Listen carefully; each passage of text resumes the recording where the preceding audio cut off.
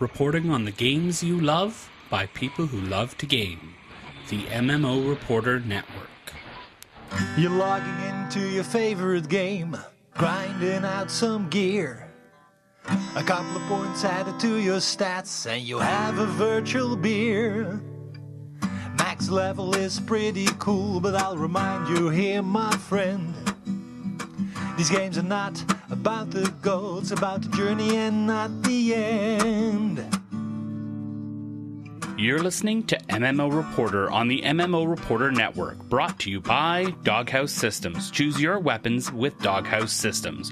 Audible, find your next great read at audibletrial.com/MMO Reporter, and by GoDaddy. Put your website to work while you play.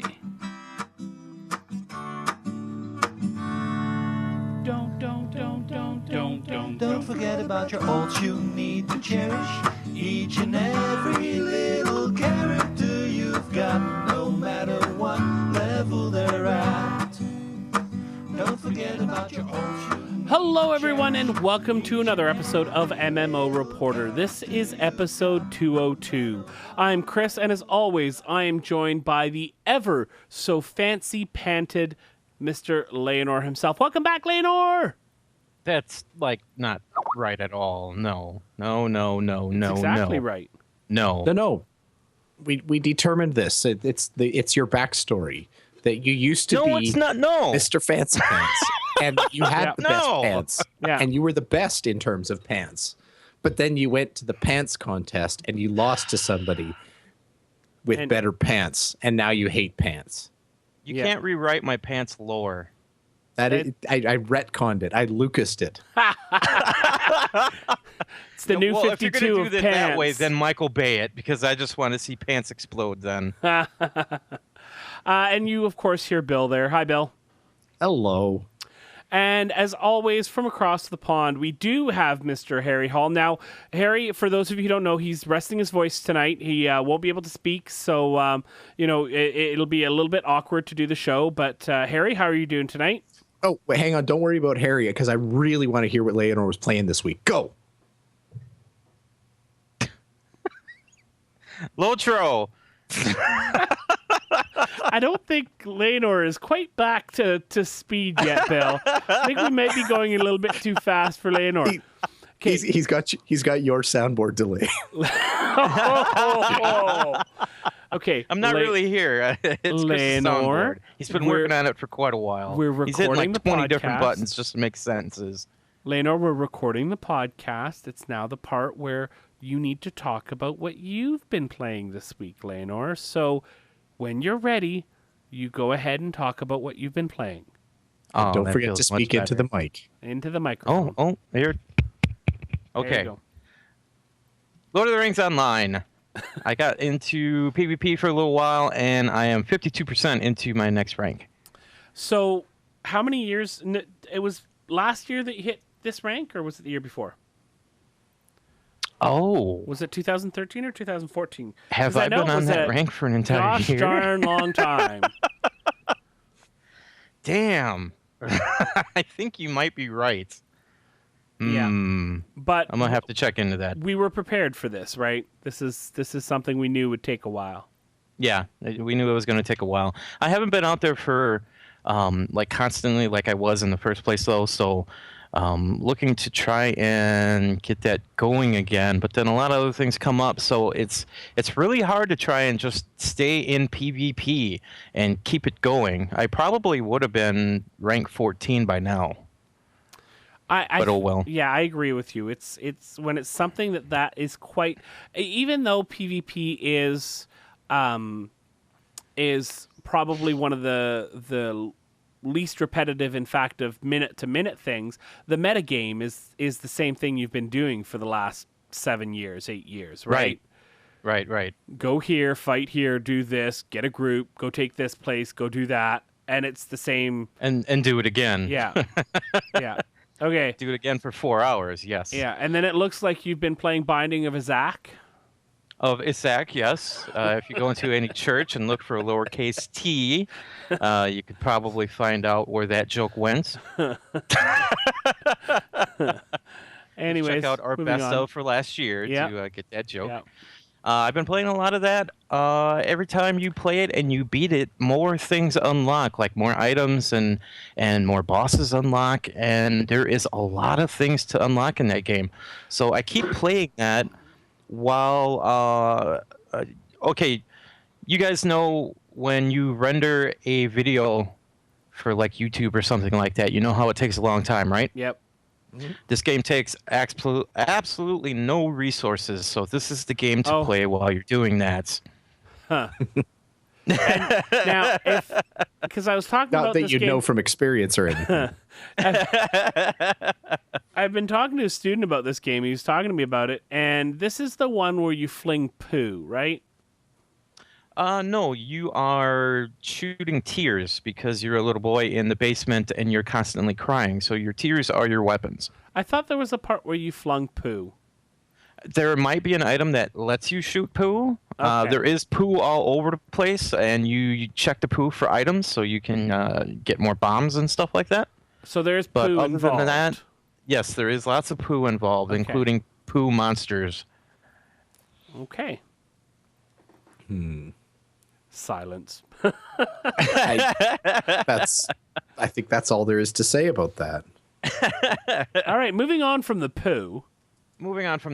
I've been playing Papers, Please, which is a game where a lot of people are trying to get into your country, and you are the border patrol, where you get to look at all their papers and make sure that they are who they are. Doesn't that sound like fun? Like the most boring game anybody could ever think of. This is like virtual DMV or something like that. Yeah, it's taking off. Exactly what it is. It's taking off. It really is. I believe it's a very powerful, popular game. I've heard it. Like, I've heard of it, and I know it's a thing. I think Harry's actually had it into his play queue a couple of times. But and I'm glad that the gaming industry is exploring all corners like this, because that's how you make sure you don't miss a really good premise. Mm-hmm. And it's good that they can scratch this off the list, and we don't have to worry about it anymore. It's kind of neat that they make it semi-interesting, because it keeps your interest and makes you go through the different. Like certain things happen, like kind of like a choose your own adventure. Do you let this guy in? Do you not let this guy in? You know this guy is a bad guy. Do you let him in? Do you not let him in? This wife is trying to get in after her husband, but she doesn't have her papers. Do you let her in or do you not let her in? And the plot changes a little bit because you know the different things that you do. So they keep it interesting. The worst thing about it is you don't have enough room on your table to have all this paperwork.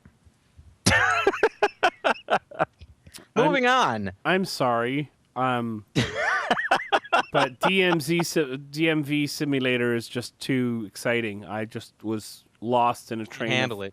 Moving on, please. Please, oh please. Moving on. Please. I played this game called Forced. My roommate bought it for me. It was like $3 on Steam. And it's... I had the words for this, but now I don't. Basically, you're a guy, you can run around in an arena and you kill some guys, some monsters and stuff. Like achievements, like kill 3 guys and you'll get an achievement and a couple other achievements. But the gimmick for this game is you have this power ball and you hit I think it's the X key. You hit the X key and the ball will go to where you are. And what you do is you take this ball, and if you go through statues, it will go through the statues and explode the statues. Or if you are standing next to a healing tower, the ball will go onto the healing tower. You can walk somewhere else and start fighting, and then call the ball to you, and it will start healing you because you're next to this healing tower. That's about it. Okay, next. Yes, totally agree. I've been playing Minecraft. I've been watching the show Game Grumps for quite a while, and they actually started up a Minecraft server. and this Minecraft server has like 150 some people on it constantly, and they're not all running around killing each other, PvPing each other, griefing their houses. They're actually like pulling together and making a really, really cool server.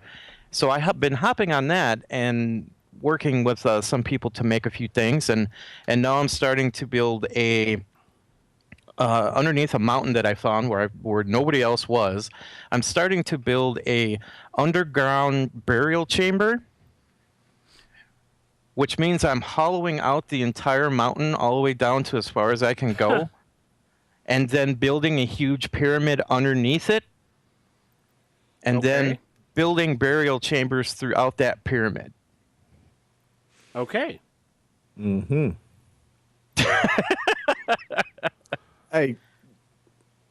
So we should get on to the MMO stuff now. Well, no, you know what? I've actually been playing Minecraft too. I played it with my son, which is not my usual thing. I don't usually play Minecraft, but he wanted to play something together, and he suggested Minecraft because they really enjoy it. Again, it's not really my favorite game, but he really wanted to play it, so we actually built, and we played 4-player on the PS3. Mm-hmm. With all 3 of my boys and I, and we built a little house, and then I started to build off the mine, and they went off and kept on gathering resources, and then we built a house. We had to build bedrooms for everyone, and a bathroom, because you can't build a house without a bathroom. And it was a really interesting experience, and I think to be perfectly honest, it's the first time I've ever enjoyed Minecraft.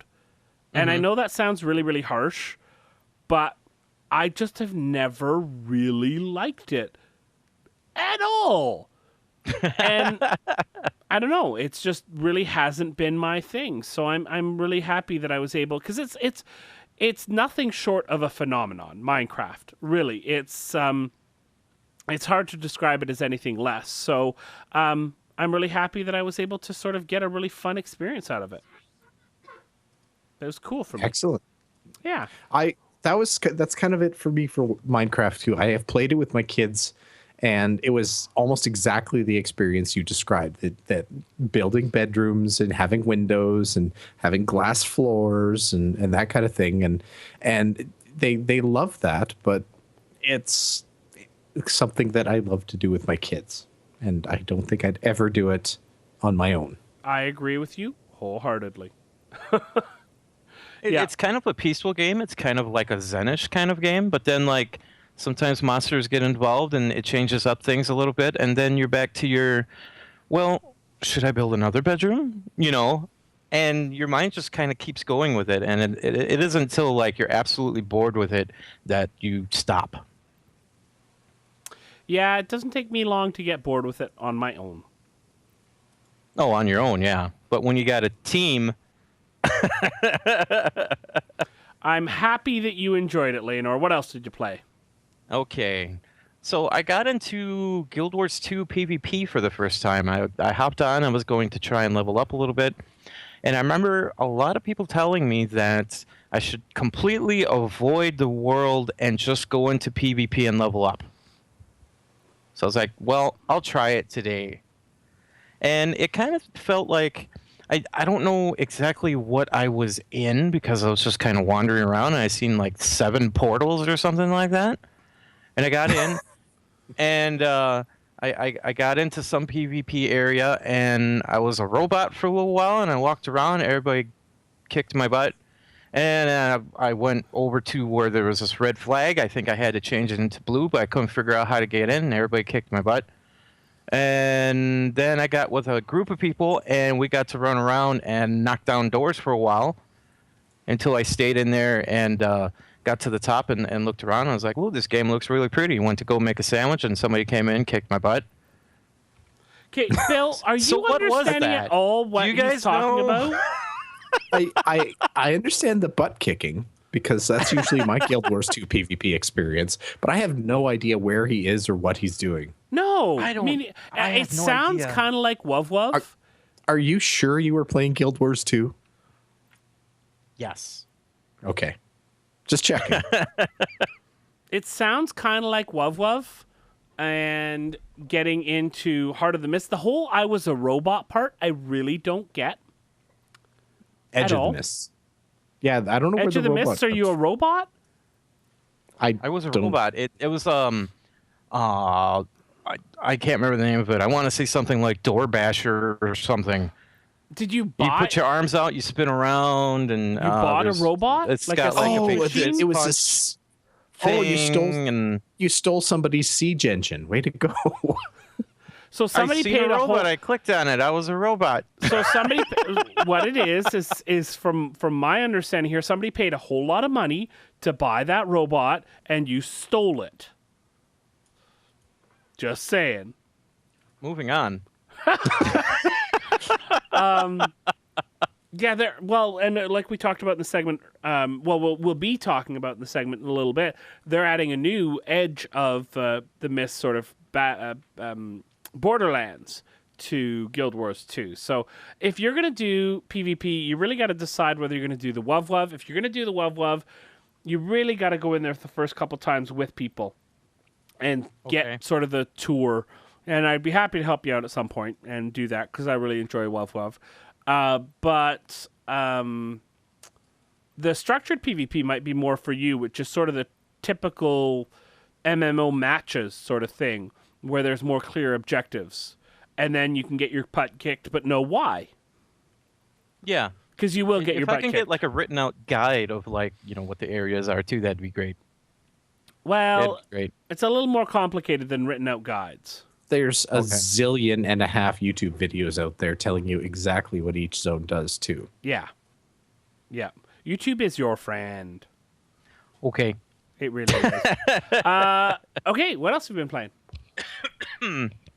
Over New Year's, or I should say at the end of New Year's, into the new year, Secret World had the New Year's event going on where they had big, huge, giant golems running around, and you would get a lot of experience off of those.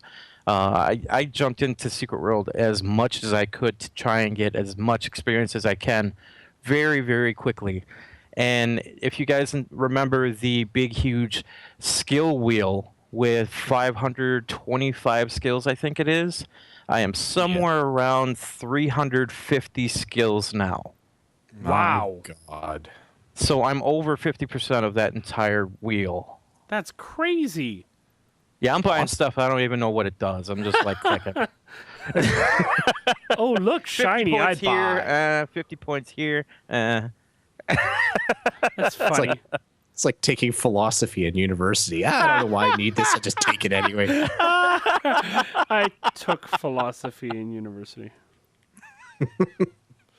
I got to play Elite Dangerous a little bit and crashed into like so many things. I know, isn't it awesome? I was telling Chris a little bit about this. I tried getting out of the docking bay, and I kept hitting everything, and I could not figure out how to drive my damn ship. So they opened fired on me inside of the dock and killed me. This happened 3 times. I know I lost credits each frickin' time as well because I had to get my ship rebuilt. Then I figured it out because I went on YouTube, and YouTube's my friend. So I got out, and then I got into space, and I was like, what the heck do I do? So I went to a planet. I went full speed to a planet, and I wasn't getting anywhere. I turn around, I look at the space station. Space station's a little bit further away now. So I turn back to the planet, and I keep going, and I keep going, and I keep going. And like a half hour later, I turn around, I look at the space station, and it's a little bit further. So I'm like, what the hell? So then I go back to YouTube, and YouTube tells me how to super cruise jet whatever super cruise ship. So now I can do that. So now instead of getting close to things, I'm shooting past things that I can't get to. I'm sorry that I'm laughing so hard. So I don't know what the hell to do. No, you're playing Elite Dangerous. This is the way Elite Dangerous works. It's like Baby Simulator. You take these little steps that seem like the stupidest things, but they're massive achievements. I didn't crash into my landing pad. Oh, I take the hyper thing. I'm like, boom. I'm like, okay, and it says I'm 3 minutes away. Is that really 3 minutes? Depends on your speed. Because you speed up as you know go. What? I'm just gonna keep going. I'm gonna go like a little bit faster, a little bit hyper. I'm go a little bit hyper. Boom. Okay, I'm 6 days away. What the hell? Oh, you're getting it. This is the way it goes.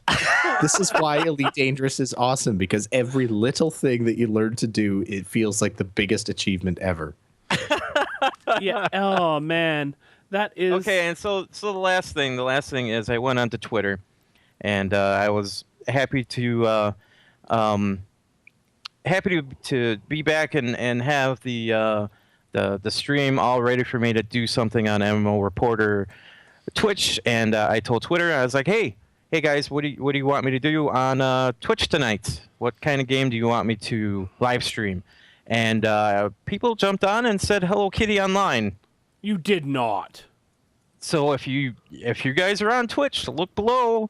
You'll see this hour-and-a-half video of Hello Kitty Online.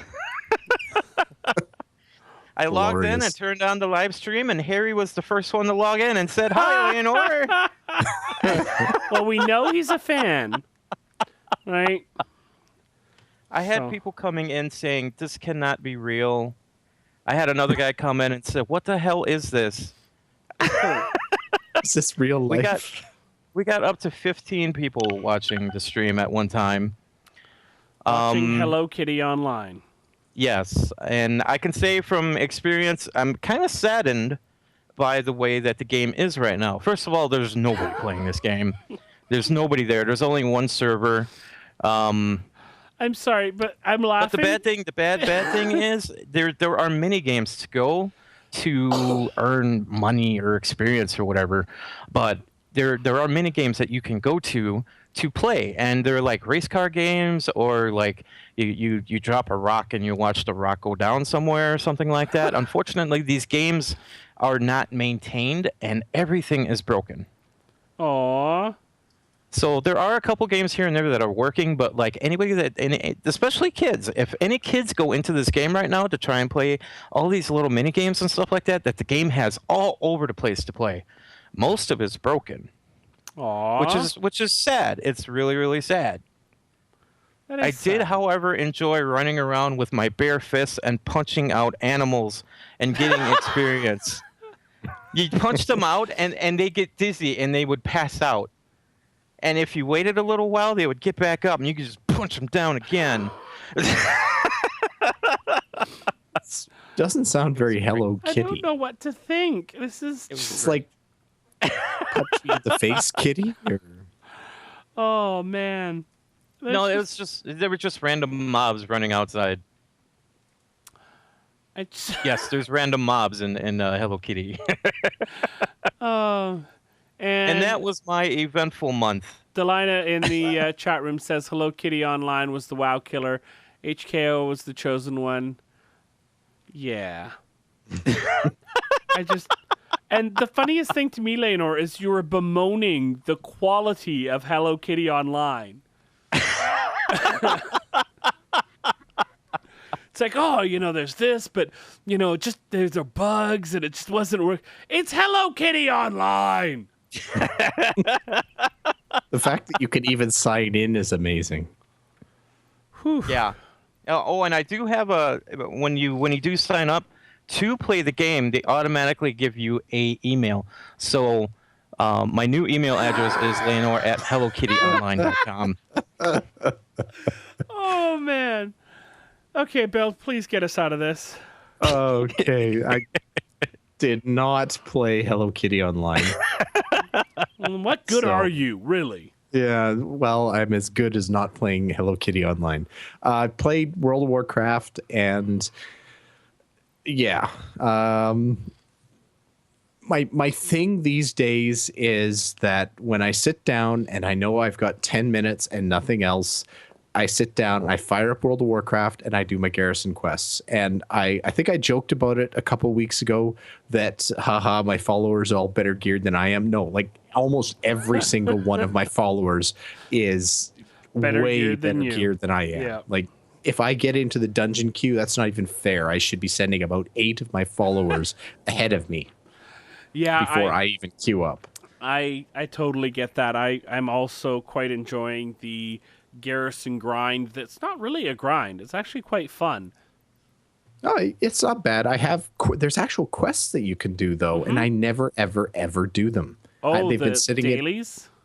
No, there's actual like story quests for your garrison. Yeah. And I haven't done them at all. I've got about 20 quests in my log, and they're all just sitting there.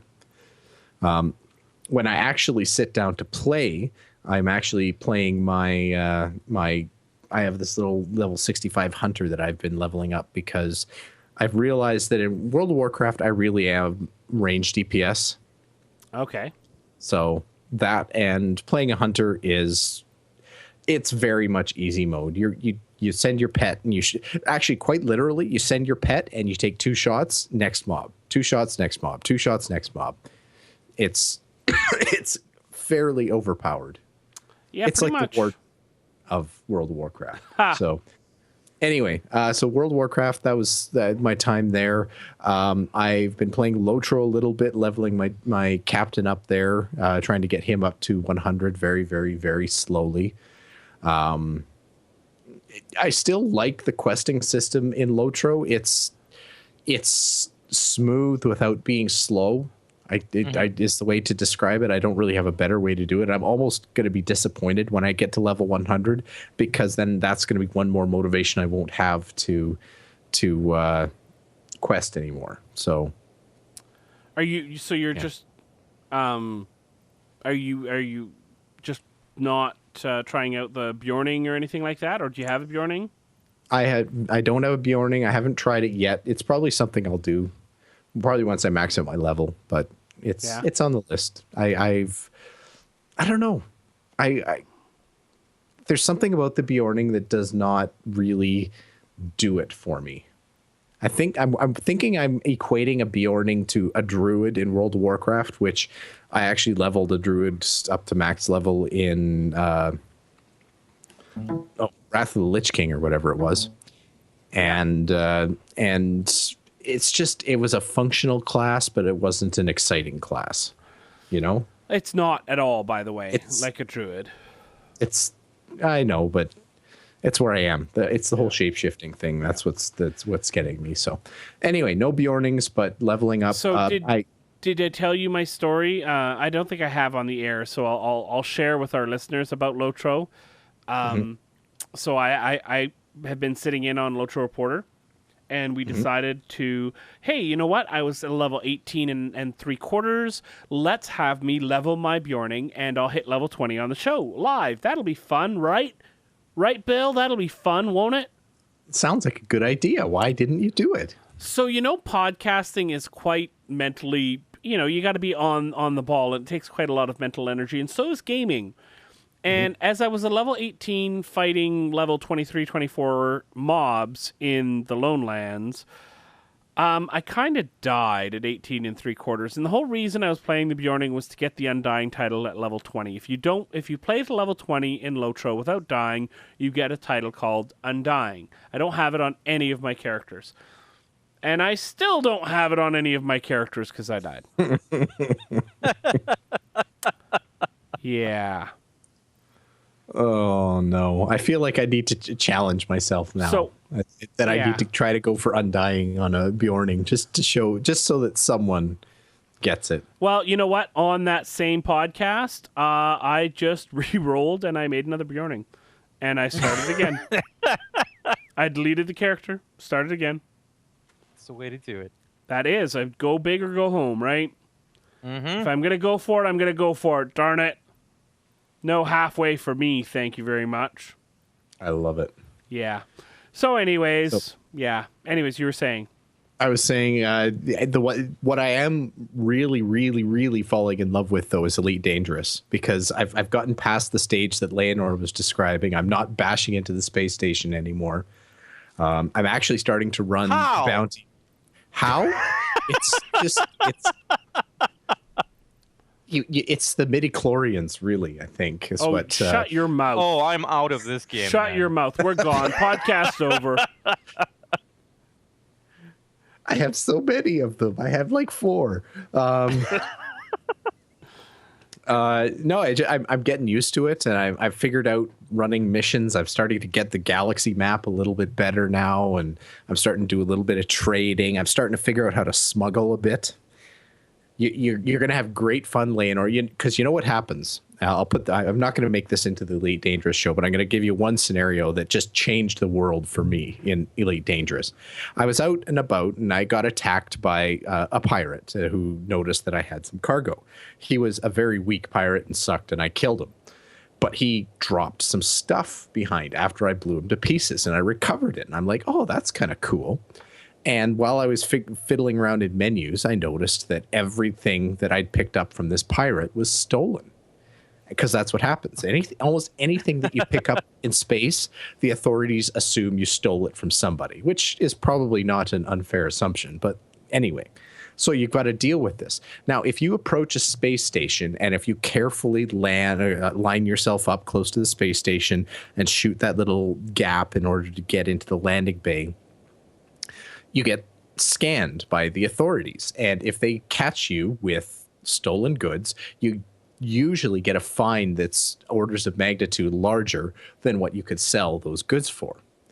Mm-hmm. But the secret is, and there's actually a few different ways to do this, and YouTube is your friend, but the way I figured out how to do this is if you line yourself up with the entrance of that space station from about 10 kilometers out, and you just gun your engines and burst yourself as fast as you can, like just absolute top speed without getting into super drive, and request docking while you're shooting in towards this gap, and then line yourself up and just go in at like 300 kilometers per second, they don't have time to scan you before you shoot through the entrance. So as soon as you're inside, you're safe? Yeah, well, mostly. I think there's a few situations where if you keep, because it's all line of sight, right? They can't continue their scan of you if you're not in line of sight. So if they're in perfect alignment with you as you enter in the station, then they can continue their scan and say, oh, look, this guy's got stuff he shouldn't have. And I've actually seen people get shot down inside the station for that. Okay. But not almost Bill. Almost Bill's always. got this down. Yeah. We got a pirate on the show. Almost always you'll be fine. And if you want to get really sneaky, what you do is you go in the entrance, you cut your engines, and you pull straight up so that you're kind of like hiding behind the entrance, and that'll break your line of sight because they don't follow you in unless they're following you in to kill you, in which case you're done anyway. Huh. So there you go. That's all sorts of funny. That's smuggling 101. So once you figure out how to carefully slide, because I know exactly what you're doing, and it takes you 10 minutes to leave the station, and then when you're finally out, then it's still awkward going. Once you can like thread that needle at 300 kilometers a second, then you're there, you're and set. you will love Elite Dangerous. Awesome. In ways fantastic that are not socially acceptable. I also got a new mouse.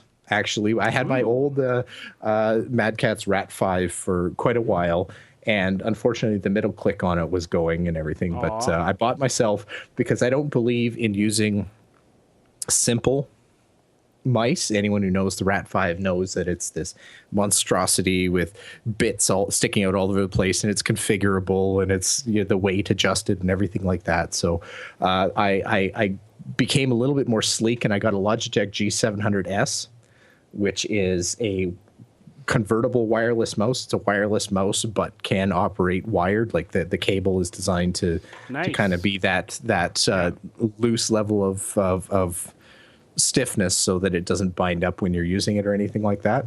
It's got 11 programmable buttons, and it's huge. Like, me, Chris, I have giant hands. Yeah. It's not quite on the scale of the old Intellimos Explorer from way back in the day. Oh, man, I love that mouse. That actually fit my hands. This is the closest to fitting my hands that I've had a mouse since then. Wow. That's pretty good. So far, I'm enjoying it. It's a good mouse. It's only about 24 hours of battery life, but it is rechargeable, so that's good. But it's going to be difficult when we do extra life because I'm concerned my mouse is going to run out of battery. But it's convertible, Bill. Yes, it is convertible. That means you can plug it in. And actually, the very cool thing is the rechargeable battery that it comes with is just a regular AA rechargeable. Oh, so if you buy the same voltage rechargeable AA, when your battery starts to lose its charge, bang, the mouse still works. That's fantastic. So far, pretty pleased with the G700S, and Logitech only paid me a little bit to say that. So anyway, Harry, what did you do? Actually, you know what? Forget Harry. Chris, what did you do this week? I played some WoW. Did some random dungeons, getting through heroics now, and cool. Starting to work through that. I'm going through. You're ahead of me. Yeah, which is surprising. I'm going through starting at as DPS rather than as tank, which is my main spec, because I don't want to die and kill everyone because I'm not a good enough tank. So I'm going through as DPS, which means I'm spending a lot of time waiting in the queue for a spot in the dungeon groups. So I'm also playing some Pathfinder adventure card game, which is a blast, and you can play that with a group or by yourself. Elite Dangerous, still, I'm embarrassed to say this, but I upgraded. I don't know what I did wrong. The ship that I have, I can't fire any of the weapons. What?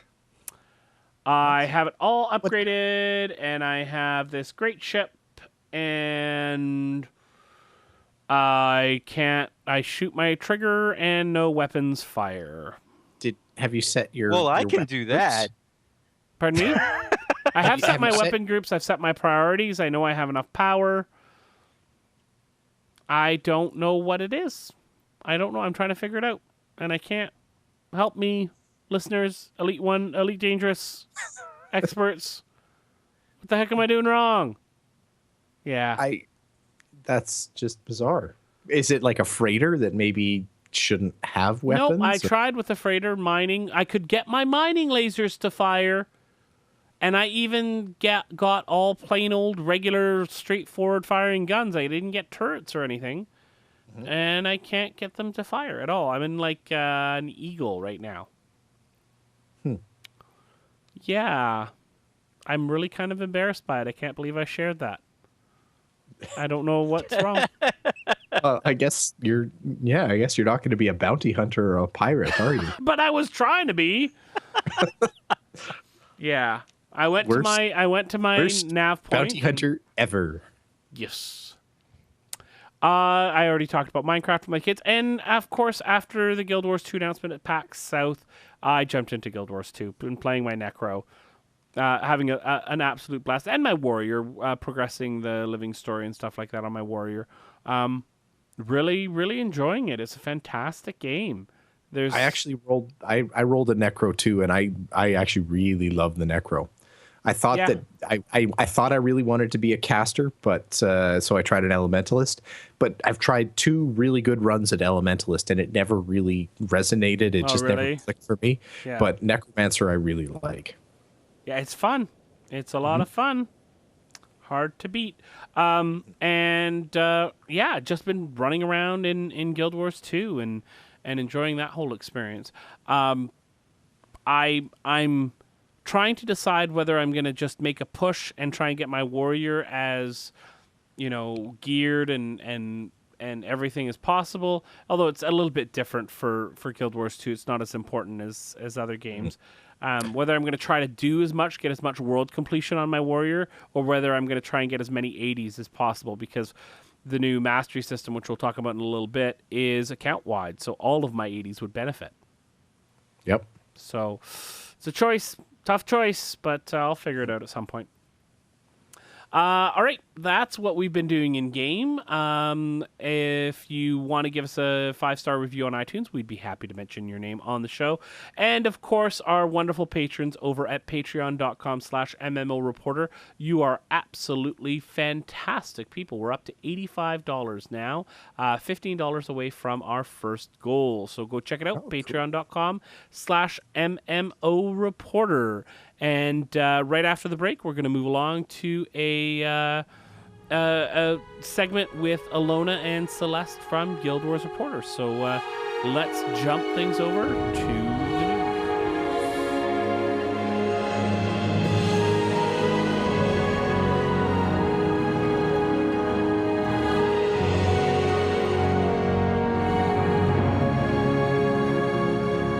And as promised, we are now joined live via tape, I must say. Sorry, by actual tape. You have actual. I run this show on 8-track. No, reel to reel. Reel to reel. Wow. I tried for the first while. It was low tech. It was straight onto those phonographic cylinders that we recorded onto. But we've moved up. We're onto reel to reel now. So. Live to tape here, folks. We have got from Guild Wars Reporter, Allona. Hello, Allona. Hello. And recent PAX survivor, and now fully equipped to deal with the zombie apocalypse, we have got Celeste. Hello, Celeste. Hello. And Bill's still here, but Leonor is gone somewhere. We sent him. I don't know. Oh, We sent him. like he's under the couch. We sent him for beer. He's taking care of Steve. And of course, Harry is here as well, joining us, but he is resting his voice for tomorrow. So, Harry, do you have anything to add? Okay, let's get on then to talking about Guild Wars 2. Oh my goodness, they launched. Wouldn't that be cool? They launched an expansion. They announced an expansion. Celeste, why don't you start by, you were at PAX, you were at the panel. Tell us what that room was like. One of the unique experiences when you go in there as media rather than being an actual regular general schmo off the street is you get thrown into the mezzanine where you need binoculars in order to see anything, and you look down and you see all these people filing in and everything's getting ready and the room starts getting kind of quiet, and then you've got this person kind of trying to get everybody amped up and you're like, I'm trying to record. Aw. Yeah. But it really was like, in the moment, I was completely not shocked, but blown away by the spectacularness of everything that was shown and the amount of things that they detailed.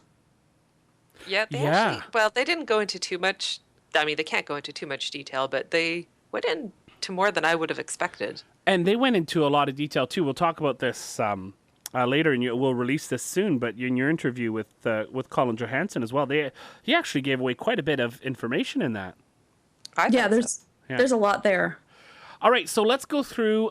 This is, of course, you two will be talking about this in detail. For anyone who's interested, listen to the next episode of Guild Wars Reporter. Do either of you happen to know offhand which number that will be? 135? There you go. It's official. So whatever number it is, just number it 135, because that's what it's going to be. Delete the old 135. And listen to Guild Wars Reporter, because the ladies are going to go into detail about this. But for now, we're going to talk about this for those of you who maybe played Guild Wars 2 at launch and haven't played in a while, or you haven't played it at all ever.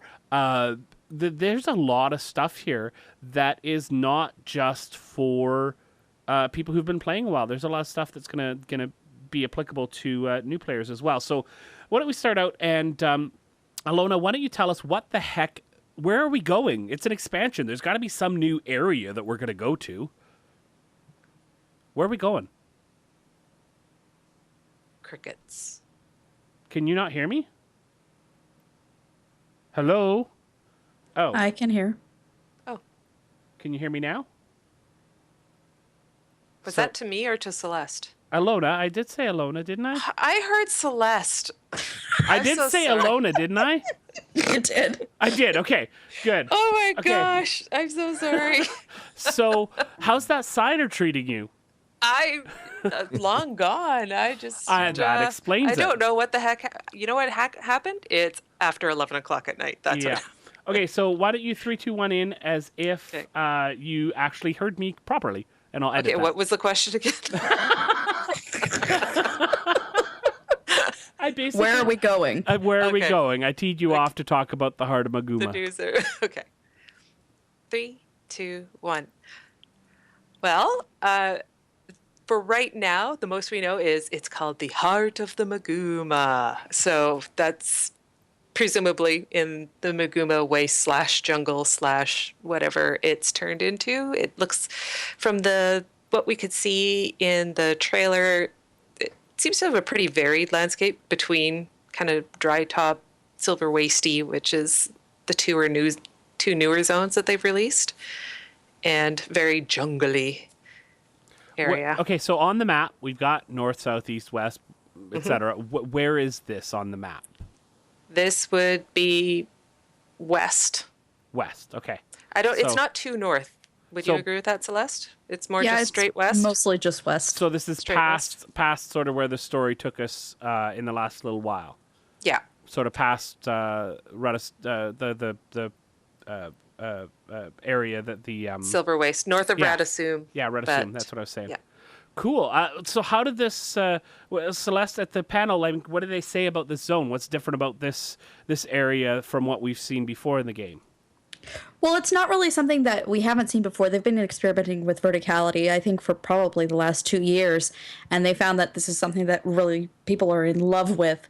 So we're going to basically have like 3 distinct biomes within each zone, so that you're going like the underground, kind of like the root areas, the ground level, which is going to be like the core of the jungle, and then the canopy, which will be littered with airships that are now crashed. Spoiler. That's okay, because everybody knows that. Anyways, anybody that's been following the story, yeah. Bill, this seems like a new direction for Guild Wars 2 to take. Are you excited about heading off into this new area? Oh, for sure, yeah.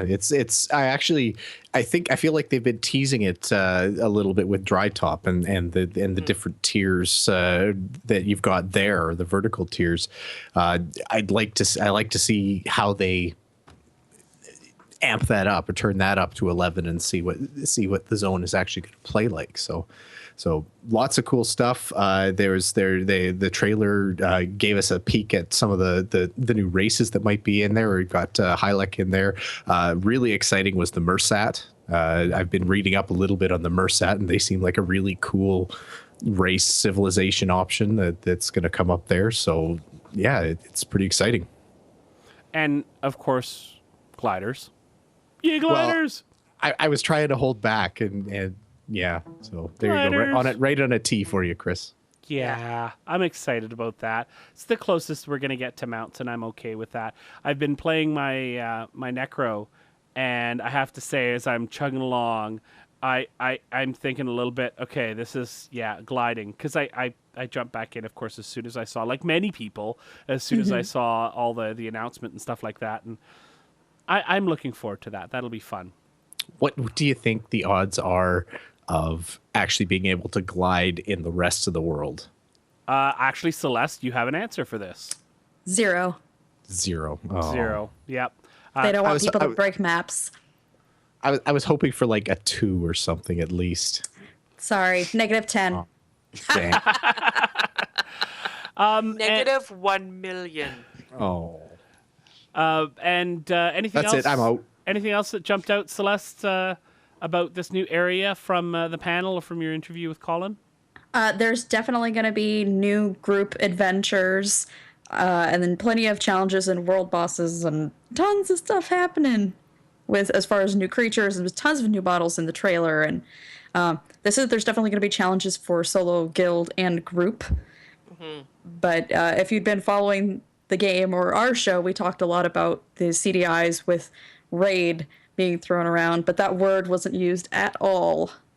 No, not even a little bit. Not even. Although I still say that ArenaNet may not call it raiding, even if that's what it is. Entirely possible. And I think actually, I would bet money on that they will not simply because of the dialogue that they've had so far with the game about it being different, and you don't play through the game to get to the raids, and the connotation that's attached to the word raid.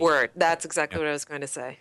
There's a big push, not just in Guild Wars 2, but I think in a lot of MMOs where raid is actually a real 4-letter word these days. Like there's a lot of games that seem to be pulling back from that concept because it's seen as, well, it's not seen. The numbers are bearing out that it's the thing that the top or the most advanced 1% to 2% of the game actually do, and 90+ or 95+% of the game never actually even see raid content. So I feel like they're modifying, or this is maybe their way of trying to modify away from that concept in an MMO. Anyone I do know that did do raiding with any regularity ended up in support groups. So, you know. Yeah. All right. So they also talked about a change to the Elder game, not the end game. There is no end game. Although they used that term, and Colin used it, and they used it in the presentation as well, the term end game. Mm-hmm. And the new mastery system, which is our new side grades for when you hit level 80 and you're getting through the content. Celeste, why don't you explain this one? Because it's a little bit convoluted, not really super convoluted, but... If you've been playing at all, or even if you haven't, you may compare it to other things like earning shinies in Rift, maybe. But you go out and you have to complete these collections. And it might be doing stuff like you'll have to complete a karma heart, or you'll have to get an item from a certain event, or all kinds of stuff like that. Getting world map completion, stuff like that. Completing each zone probably will get you closer towards a mastery point.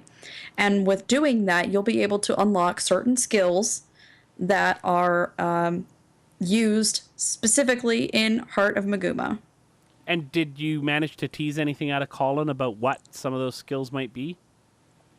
No, I didn't go that far. I did try and get examples of what the Mastery Points objectives might be, and those were some of the things that he had mentioned specifically. And he mentioned things too, like defeating a dungeon boss for the first time. Exactly. Would get you, going through the old content is still going to bring you towards Mastery Points in this new system, and it's also going to be retroactive. Yeah. So if you've done it before, you don't need to worry too much. You're going to, on launch day, if you have the expansion, you'll find yourself with a wealth of them, hopefully. It's like when they brought the collections in, a lot of people just like, bling, you got a bunch of them completed already. To be honest, it sounds a lot like achievements, like a different type of achievement thing.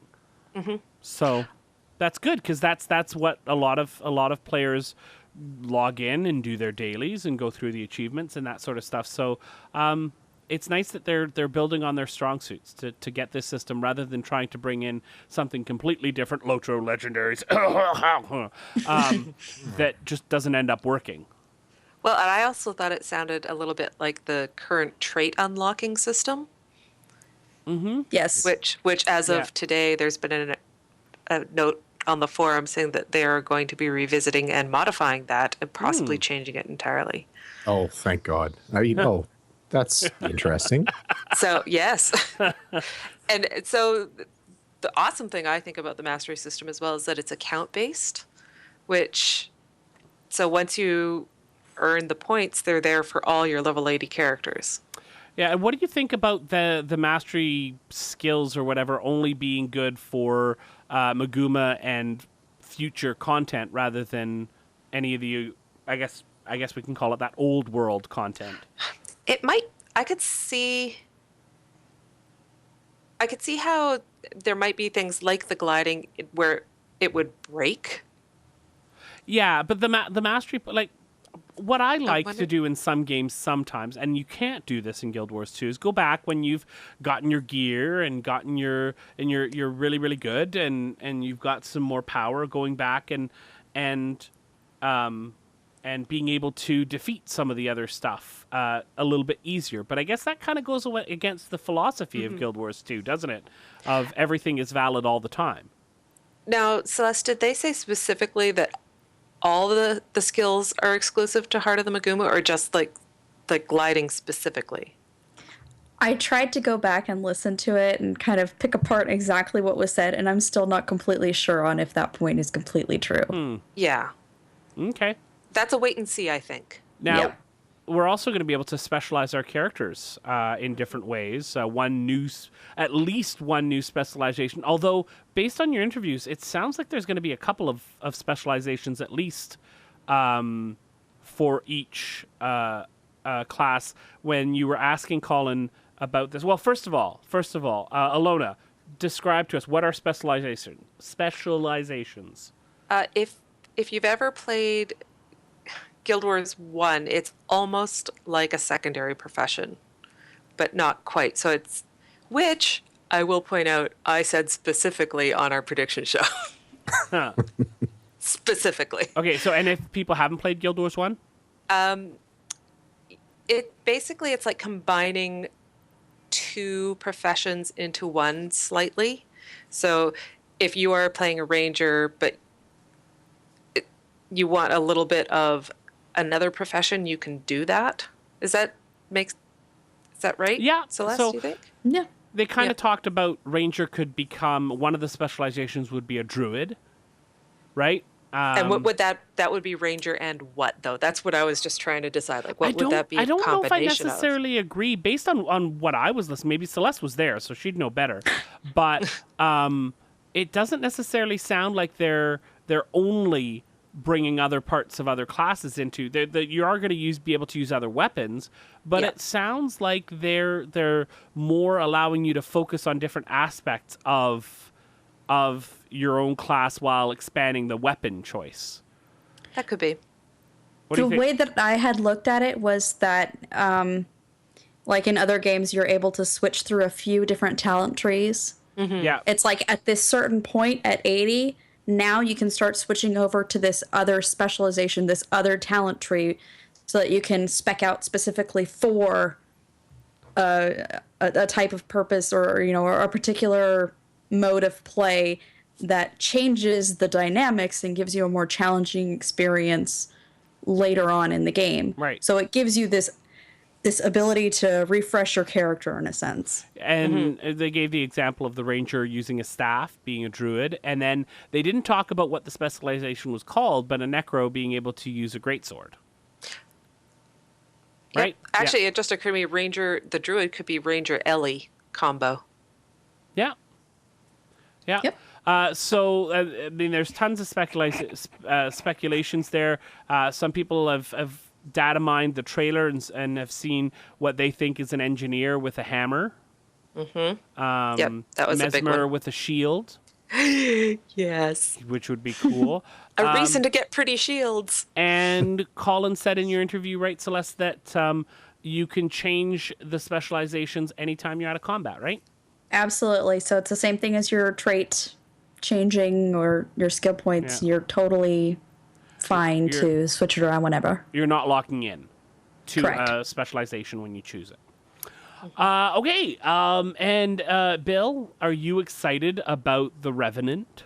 I am very excited about the Revenant, and the Revenant, of course, for those of you that don't know yet, is the new class that's going to be coming in with the expansion, and it's yes, very excited. It's a heavy armor class, so they've pointed out there's going to be three light armor, 3 medium armor, and now 3 heavy armor classes.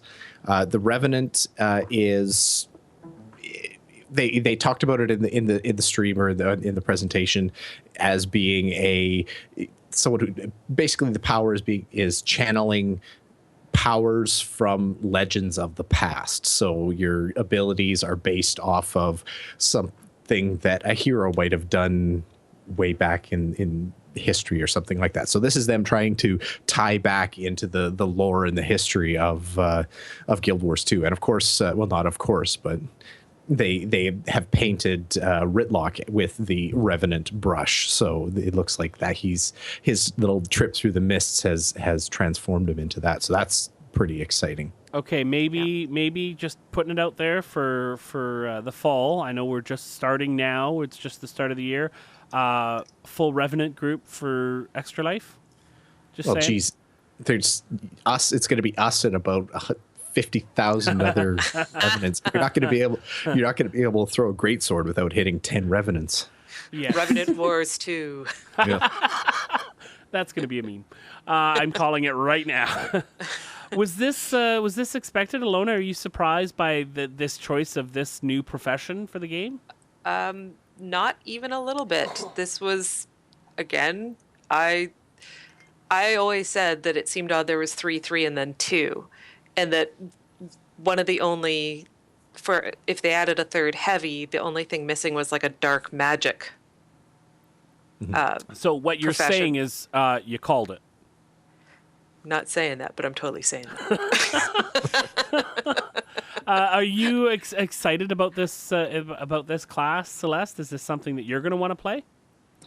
I'm going to try, mostly from the lore standpoint. I'm really terrible at heavy professions, but I'll try. But this one with the stat, well, yeah, much like the Guardian, I think, well, there's non-melee ways to play even more. There is, yeah. Guardian, I love my Guardian with a staff. My little Asura, because pretty much he plants it down and rides it like a stripper pole. Thanks, I guess. I'm sorry. Have you not seen an Asura Guardian with a staff? I have. Just down goes the pole and around goes the Asura. Chris, there's the image that's never going to leave my mind. Do you know what my bank guild name is? Oh, right. No. Tiny Pole Dancers. So they're all guardians, Asura guardians, are they? So this is how you're making money now, isn't it? I don't think any other race has that animation with staff at all. No, I don't think so. I can't picture the Char with a staff planting it and riding it around. Oh, I man. wonder if someone can do that. Like, I bet you thought Shaman could do that. Like, could you data mine and somehow fix the animation so it's the Char doing the Azura animation? That would be awesome. All right, speaking of guilds, Celeste, there is some pretty big news on the guild front. We are finally getting guild halls. Yay! Yay! Explosions, fireworks, yay! Sorry, I just watched the interview the other day. Baby, you're a fire. Have you anybody else seen that? No. Nope. Yeah, you get the joke. I do. Yeah. Okay. Thank you. You watched the interview. It's on Netflix. Thank you. That is all. It's I didn't actually watch the interview. Sorry. Oh. I thought you were talking about Celeste's interview. And No, I did watch it. the interview. The Yeah, we should put that up on Netflix, actually. Well, that's why I was like, I'm confused. Oh, wait. So nobody got the joke. That's okay. All right. There's nothing like seeing Kim Jong-un singing Fireworks by Katy Perry. All right, then. So guild halls are basically going to be like an area for your guild to be able to meet and socialize, and we have not a whole lot of information about them. Didn't they talk about being able to launch events and stuff from their quests and events and all that? I think that's true. They also said there's like blueprints so you can build them. Garrisons. Sorry, cough there. Yeah, I think this is exciting. For a game called Guild Wars, I think this is something that's long overdue. And very much wanted by the population. And I think I was talking with someone else who was also at PAX, and they said that I think they said that they heard that it was not going to cost whatever the points that your guild gets. Influence? Commendations? Yeah. No, not commendations, the other one. Up in the corner. Guild influence. Hey, that's what I said. Yeah, influence. Yep. Okay. So, but I don't remember who told me that now. I have watched you, Celeste, go into the mists and fight your heart out in WoW. I mean, we did pioneer the use of the term WoW, which I heard has taken on like a virus, like a deadly killer virus around the ArenaNet's office. But they've got some new SPVP coming out. Are you excited? Yes. I am excited, mostly because I'm tired of playing Courtyard and just dying. I love Courtyard. Hey, we had that clean sweep match. That's true. We had a really bad match where we get 500-0 on Courtyard. It was pretty amazing and depressing. Oh, but we won, so it was okay. Oh, really? Yeah. I was going to say, which side were you on?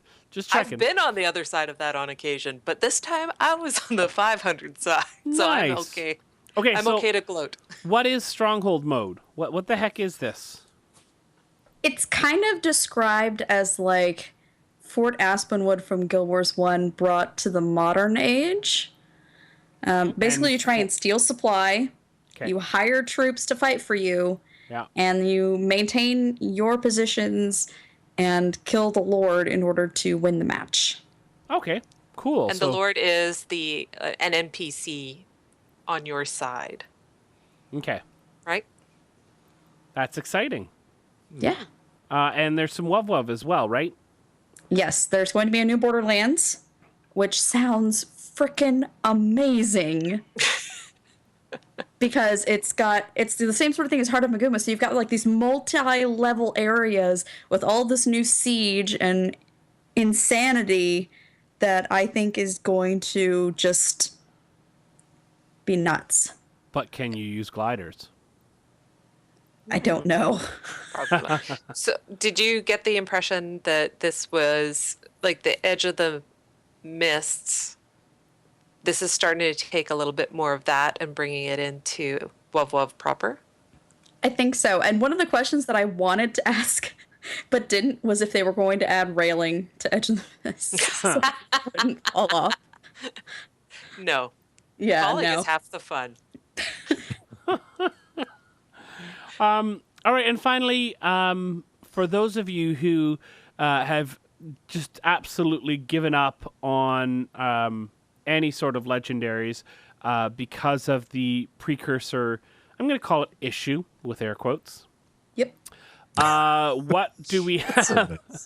I'm trying to be politically correct here, Bill. You got to be on my side for this. I don't care what I totally am. That's just very pleasant and very dressed up. That's the definition of makeup on a turd is. Anyway, there you go. Carry on. Allona, are we going to have any sort of relief from this in this new expansion? Yes. That was a very hesitant yes. Well, because I still think it's a scavenger hunt that's built into the game. It's going to be, from what it sounds like, it's still going to be difficult. I mean, the whole point of legendaries is they take time and effort. Yep. And the one thing was precursors were essentially RNG, or if you had crap tons of money, you could just buy them off the trading post. So there was no real skill in getting them. It was either luck or cash. Right. And now you can take the time to earn one. So now it's time, luck, or cash. I think it's just going to be straight up time. Do you think that there'll still be drops, Celeste? Or Bill? I keep going to Celeste. Sorry, Bill. Oh, that's fine. We ignore him all the time. Yeah. I'm just waiting for Harry to speak up because I know he loves Guild Wars too. Harry, any thoughts? Actually, I do have a thought on this. So, it's no, just kidding. I'm going down the road there. I could see them pulling them from the random loot table, but I just feel like that's like a forum storm waiting to happen. Someone is going to lose their mind because they don't even have like a lottery chance anymore to pull a precursor out. That it's 100% X amount of time in order to burn through and get one. And I don't know. In my mind, when I heard it announced, I saw it as like an additive thing. Like you could run dungeons or fractals or whatever till your eyes bleed, or you could go through this process of quote unquote crafting your precursor. Yeah, I think that's probably true. It hadn't occurred to me until we were just talking about it now, but yep. Any thoughts, Celeste, from your extensive time in the panel room and with Colin? Honestly, I'm purely speculating at this point, and I would say that it's probably going to end up staying in the loot tables. It's such a rare thing to have happen that I think it's likely that you could do either. There we go. All right. So thanks, ladies, for taking the time out. Overall, Allona, your final thoughts on the expansion. What are you thinking when you saw all this stuff come out at PAX? I was blown away by the trailer. It was pretty exciting. I actually had people over watching the stream with me, and we were in chat with a bunch of the members of Mock Guild talking about what we were seeing. So it was a bit of an event even though I wasn't at PAX, but it was still a lot of fun. And I was getting texts from Celeste at the same time, and it was a lot of fun. So, but that's aside from the trailer. It was great. I'm still kind of hoping for one more thing style announcement for perhaps a new race, but we'll see. It wouldn't be a deal breaker if there weren't. And Celeste, let's you were see. There. I freaked out with how beautiful everything looked, and honestly, they could have just shown the trailer and mic dropped, and I would have been totally fine. That would have been cathartic for them to say, "Suck it." To say the words, yeah. I am really crazy excited about this, and super jealous that I'm not going to be at PAX East. Yeah, because that's where the first playable build is going to be. Right. So I'm trying to swing it. At this point, just trying to point everyone to our Patreon campaign, patreon.com/MMO Reporter. Hey, you can get us all to PAX East. We love you. You're awesome. Yeah, because PAX East is cool. Bill, you were at home as I was, far, far away. I don't think you were in guild chat or chatting with people or had a viewing party for the Twitch stream. What was your thoughts? I just thought it was exciting. I watched just the plain Jane Twitch stream like some kind of savage, I guess, because everybody else had this magical experience. But no, I was thrilled by it. It's a great big injection into a game that desperately deserved it. It's still, I think overall, it's still my favorite MMO out there by I think pretty healthy margin, but it needed this kick to give it give it new relevance and get it some of the attention that it really deserves. So I'm kind of excited to see where the hype train goes over the next few months. I was really, really disappointed that there was not even a wild stab at a date of Christmas 2015 or something like that. So based on the fact that they wouldn't commit to a release date, I'm going to assume every week that it's coming out that Wednesday, and every Wednesday when it doesn't come out, I'm going to be disappointed. Huh. Well, I'm assuming it'll tie in with the existing anniversary. Yeah. I could see that. But here's what we have to think of too. Do you know what that means then, Chris? That we'll be playing at PAX? No, release party at PAX Prime. Oh, hey. See? We like parties. Doesn't it? Well, welcome to MMO Reporter, where wild, baseless speculation is our jam. That's right. This is not baseless, though. It is pretty wild. It is pretty wild. Yes. No. What we have to keep in mind, though, is that, yes, first playable build at PAX East, but as we find out with release, ArenaNet has no problem showing stuff off to people, even if it's far from being done. They'll show parts off that work, and then they'll iterate and iterate and iterate until they are gosh darn ready to release it, and they will release it not a minute before then. Mm-hmm. So we can't think that the playable build at PAX East is any sort of indication that we'll be seeing anything soon after that. Except if you think about it, the game is already existing, and this is building onto that. Yes, it's all brand new, but a lot of the elements that are coming out in this, they've done the baby steps for already in the game currently. So, all right, time for wild basal speculation time. Who thinks that Revenant was cut from launch? Celeste, yay or nay? Nay. Allona?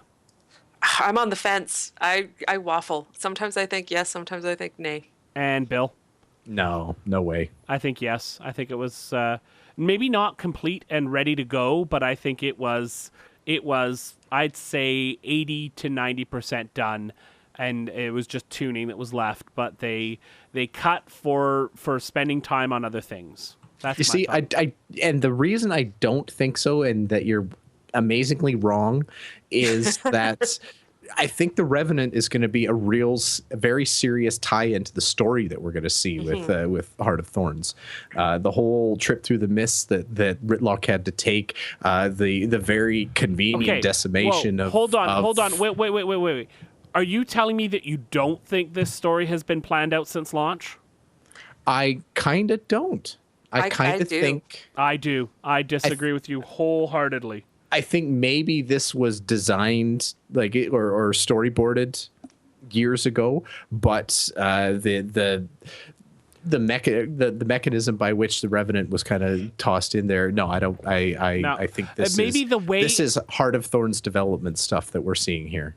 I disagree. I think Jeff Grubb sat down with the writing staff pre-launch and has probably even another couple more years of story mapped out, and yes, it can change. Yes, it can be modified, but it's the way in which they deliver the story that changes, not necessarily the story itself. Yeah. The roadmap was there. Yeah, it's just okay.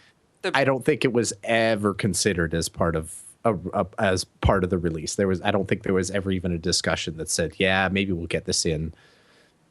Well, I guess that's where I go back and forth, where I agree with Chris in the sense that, not that they were ever planning it necessarily, but like, ooh, what if we don't do 3 heavy classes at launch, but we keep one back for the release down the line and tie it into the story? That's kind of what I... Yeah. Okay, I can see that. All right. On that note, I want to say thank you to Allona for coming out onto the show to chat with us about Guild Wars 2.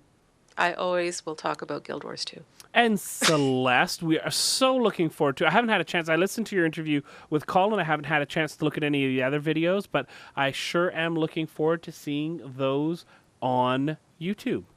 Very exciting. Should be awesome, hopefully. Thanks for covering PAX.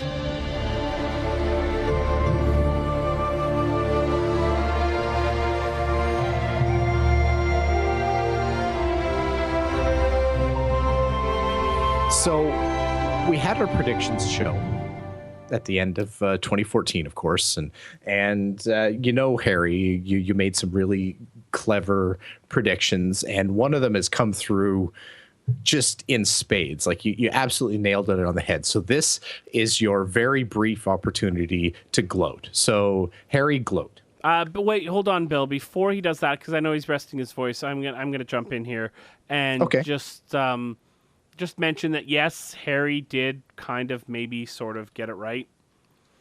But we're gonna leave it at that because I don't want him to feel the need to gloat and speak up and stress his voice. So, that's kind Harry, you just relax, Harry. We'll take care of it for you. Yeah. ESO is going subscription free. Bill, what the freak is up with that? That's pretty well. That is completely and utterly expected. I know. I'm torn from being completely unsurprised to 100% nonplussed. It's just like the most inevitable thing ever. Like yes, it happened. So we all kind of knew it was going to happen. I mean, there was really 2 ways it was going to go for Elder Scrolls Online, and really, I mean, we'll lump it in the same thing, WildStar as well. That they were either going to become big hits and they were going to become not necessarily WoW level successes, but they were going to become these big industry dogs that would be able to carry on for years and years with their subscription fee, or they would struggle, be critically panned, and slip into free-to-play mode. So here we are. Yeah, and I think the announcement that is going to go buy to play rather than free to play, I think there is a huge stigma on games going free to play, and that the new not so bad is buy to play. With the way Guild Wars launched like that, with Secret World having a lot of success with its buy to play model. And I think that's been the one that has annoyed the least amount of people.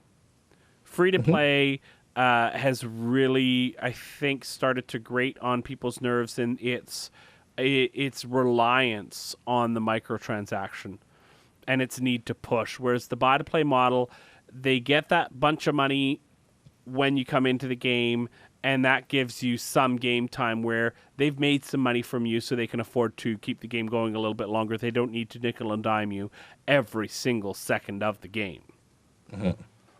Well, and so, it's an entrance thing. Like, I think getting someone in for that box value is a big boost, especially when you're talking in a digital distribution age anyway, where a download is not actually that expensive to deliver.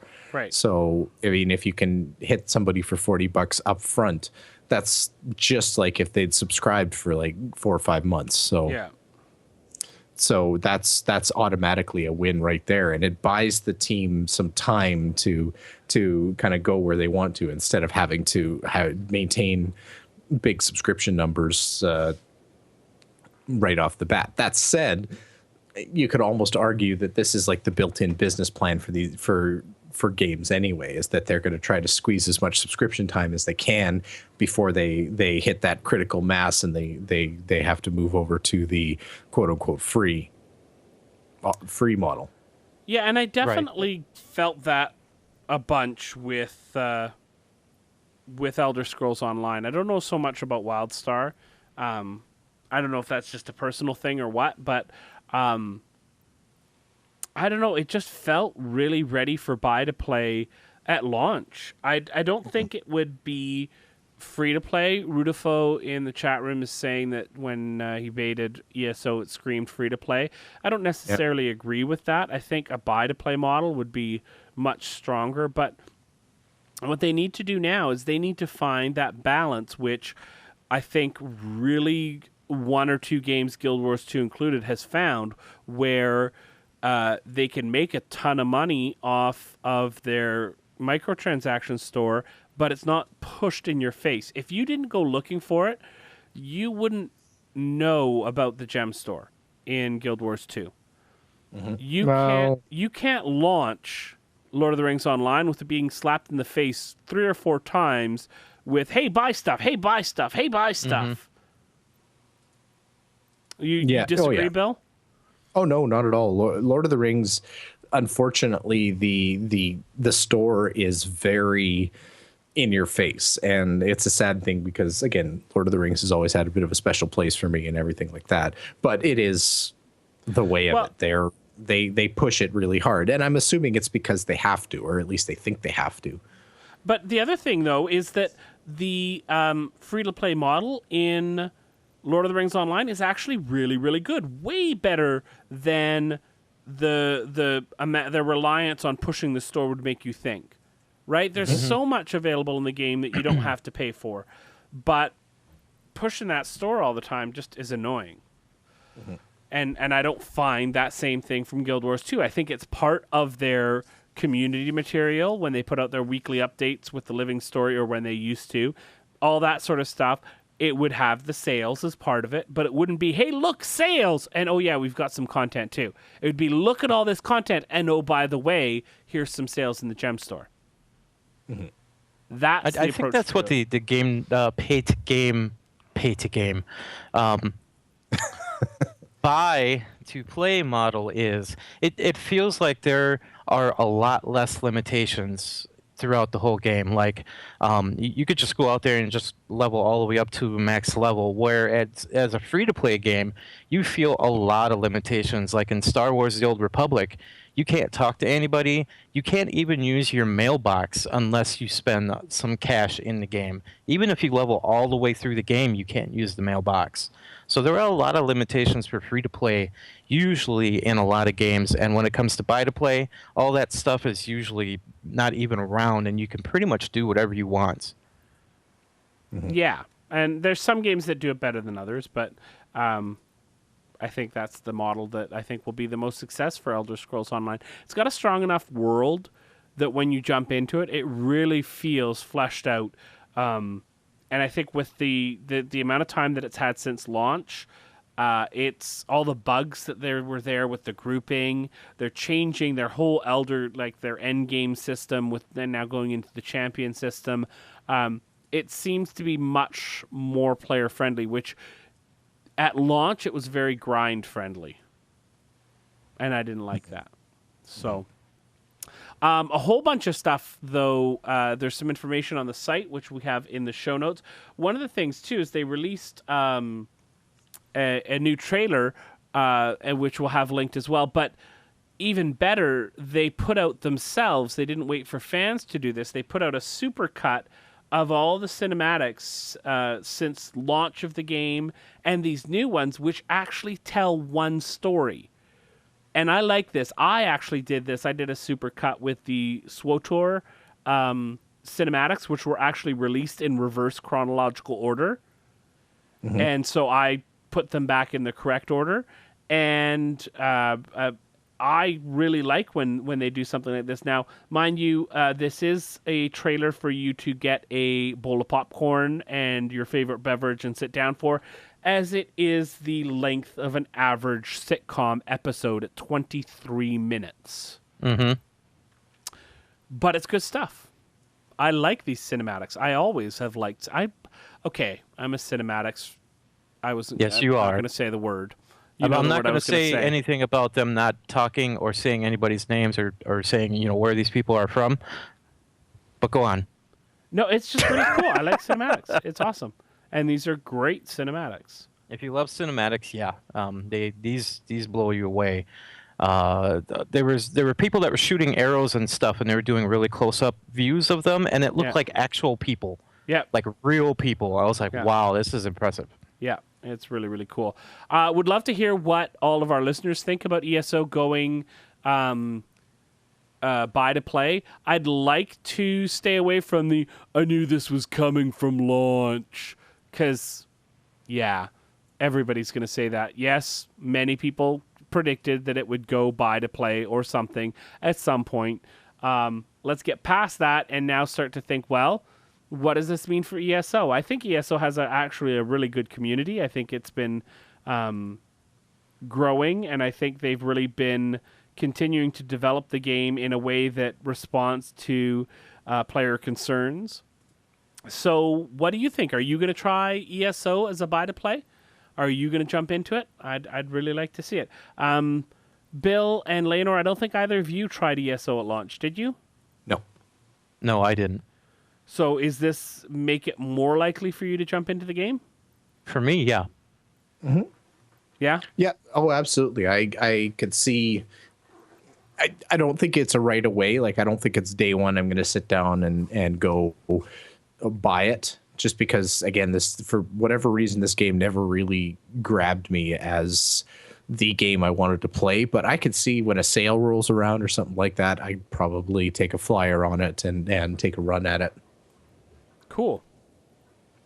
Okay, let's move along to the next story here. Leonor. Next story is about APB Reloaded being released on Xbox One and PlayStation 4. The game has been in development since early of last year, and it has been is going to be published by a company called Deep Silver. The PC game that is out right now is going to be updated when this version comes out, and unfortunately, the games are not going to be cross-platform, which kind of sucks, but I guess the developer feels that the PC gamers are going to be much, much better than the console gamers. It doesn't something matter. about Xbox the doesn't mouse let and people the play. keyboard thing, and like the mouse is supposed to be better or something like that. No, it's about Xbox not letting anybody into their sandbox. You think so? Yep, absolutely. Mm. Absolutely. So you've played this game before, right? Have you done a review on it, or did you talk to the developers or something? That was a while ago, right? Of different developers, actually. We talked about it when it was originally launching, right, Bill? And then we talked to when it relaunched, when it went to Reloaded from APB. Yeah. Mm-hmm. Yeah, that was a fun interview. No, yeah, when it went to Reloaded is when we kind of jumped into it. So, yeah, remember, when we played, yeah. So, yeah, this is a bit of a nostalgia story for us in that it's I don't know. I never really got into APB too much, but just because it was right there at the beginning when we were beginning, I cheer for it. So I hope that it finds a better home on Xbox One and PS4 than it's done on the PC so far. No, I've always kind of looked at this game, and it always just kind of seemed like a cops and robbers types of game. Can you, one of you guys, just kind of explain what the game is real quick? Cops and robbers. Okay. Pretty much, yeah. You kind of nailed it. And it's a shooter. Yeah, think of a GTA, but a little bit different. Okay. It's fun. I just never really got into it. It wasn't my style of game. I think it will do fantastic on console, though. Mm-hmm. I think so, too. It's not going to be cross-platform, unfortunately, but they are trying to make it work where if you have an account right now, you will be able to go over to the console system and use your account and log in. It's going to be different servers, but you're going to have a different play. It's going to feel different because they're going to change the game a little bit for consoles. They're going to make it much more accessible on a controller and have everything, just all tightened up on a controller instead of using a keyboard and a mouse. And it's going to feel and play a little bit different. They don't know if they're going to be able to do that, but that is one of the things that they're aiming for. Cool. I'm looking forward to it. I've been enjoying playing on my console and playing MMOs on my console, so I think this is a good move for the game. Looking forward to it. Mm-hmm. All right, I think that's a show, guys. Seems really short, but that's because we have that big, long Guild Wars 2 segment in there at the beginning. I want to mention again our Patreon page, patreon.com/MMO Reporter. If you are a patron, you hold a special place in my heart. Thank you. Check out our Cafe Press page, too, as well, cafepress.com/MMO Reporter. Bill, if people want to get a hold of us, what are the different ways that they can do that? Well, they can head over to MMOreporter.com to check out the central hub of all MMO Reporter nests, including our podcasts and all of our brother and sister podcasts out there. You can send an email to mmo.reporter@gmail.com. You can visit us on Facebook, facebook.com/MMO Reporter. You can tweet at any of the MMO Reporters, either at MMO_Reporter for Chris, at Harry Hall for Harry Hall, at Leonor for, you guessed it, Leonor, and at MMO Bill for yours truly. You can give us a call at 616-666-6778. You can visit us on YouTube at youtube.com/user/MMO Reporter Network for basically all of our stuff. Everything from PAX coverage. You're going to see some of Celeste's stuff that she has created for us, which I'm excited about, as well as previous PAX visits, podcasts with flappy pictures and chat windows and everything. It's fairly brilliant. Flappy chat windows. Hey, we should make that into a mobile game. Anyway. Check out, if you're looking to aid the MMO Reporter Network, head over to MMOreporter.com/support for a few of the different ways, or just, you can head, as we mentioned earlier, head over to patreon.com/MMO Reporter, give us a sponsor there, and we will feel love for you. We already feel love, but we'll feel more love. So, and yeah, that's a whole mess of ways to get hold of us. So guess what I'm playing right now, Bill? Guild Wars 2. Flappy MMO. Flappy MMO? Flappy MMO. I like it. I died. Not surprised. I died again. Stop dying. I died again. All right, so, Bill, thanks for a fantastic show. Oh, thank you. And Leonor, as always, you are absolutely fantastic, as were your pants. Not exactly sure how to respond to that. And of course, getting up so early, as always, thank you so much, Harry. All right. It was an absolutely great show. So I want to thank, of course, our chat room as well for coming out and hanging out with us. It's always fun to have you here, downloading the show week after week. It's just, you're awesome people. We really like you. Come hang out with us again, please. Pretty please. Like, seriously, don't leave us alone. We really like you. Thanks to everyone for downloading the podcast week after week. We hope that you download it again next week, but most importantly, we hope to see you in game. Don't forget about your ults you need to cherish. Each and every little character you've got, no matter what level they're at. Don't forget about your ults you need to cherish. Each and every little character you've got.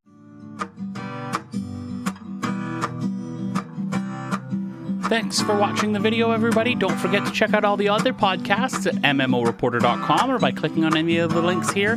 And please check out our Patreon campaign at patreon.com/MMOReporter. Thanks, everyone, and see you in game.